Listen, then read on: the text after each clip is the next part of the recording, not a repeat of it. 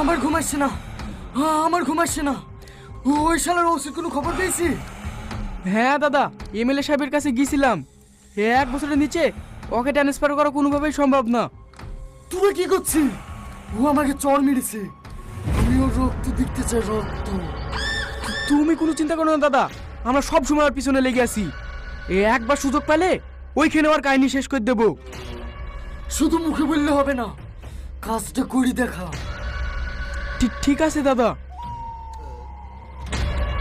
এই লেন দাদা, ওষুধটা খেলেন।